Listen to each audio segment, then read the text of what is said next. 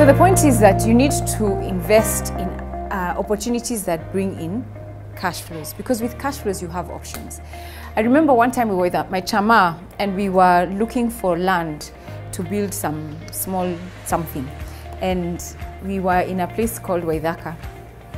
And so we get to this land, and what happens in that area, Riruta, Satellite, Waithaka, they tend to lease their land to people, similar to the Kawangware area, where the owner of the land decides, instead of selling the land, I'll lease it to you, you build whatever it is you want to build, you pay me rent every month, and so on and so forth. So that's the kind of arrangement we're looking for.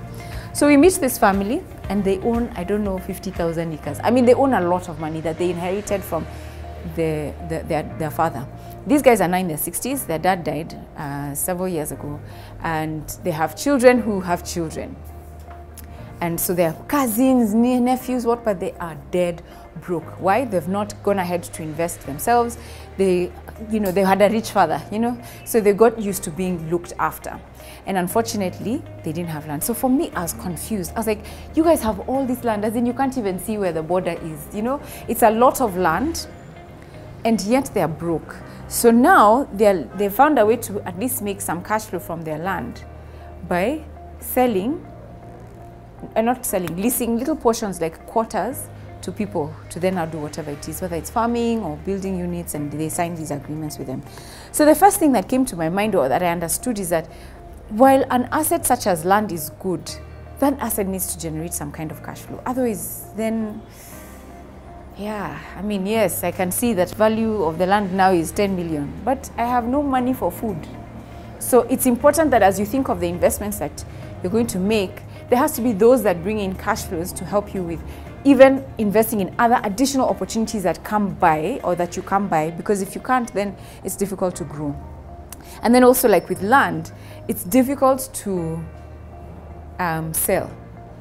The process of selling is difficult. So it lengthens the time. It can take 3 months for you to sell, and that's a short time, because of the process of due diligence. First looking for a buyer, you finally find a buyer, then you go into due diligence, then there's a negotiation, then you start the paperwork. The title takes long, and before the title comes out, there's nobody who's going to pay you, unless, maybe in very strange circumstances. People will not prefer to pay you until their title is out, the full amount of the land. So it could take a year, it could take even a year and a half to be able to sell. And yet if you need money quickly, then it becomes a problem. So cash flow, you need to think cash flow.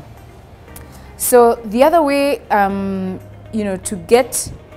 understand this is that capital gains is good. So you're buying land to be able to make capital gains.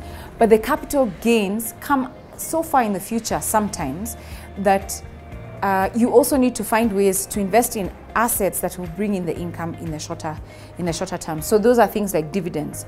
Those are things like rental income, interest income, and things like that. Yeah. So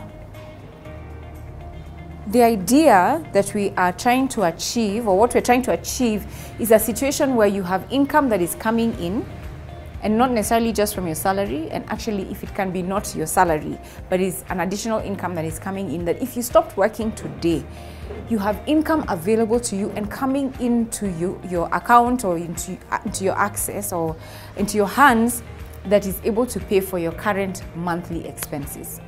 That is what financial freedom is. But if you lost your job, or you're unable to work for one reason or another, you have income sources that are coming in that will meet your monthly expenses. Yeah, is what we aspire to.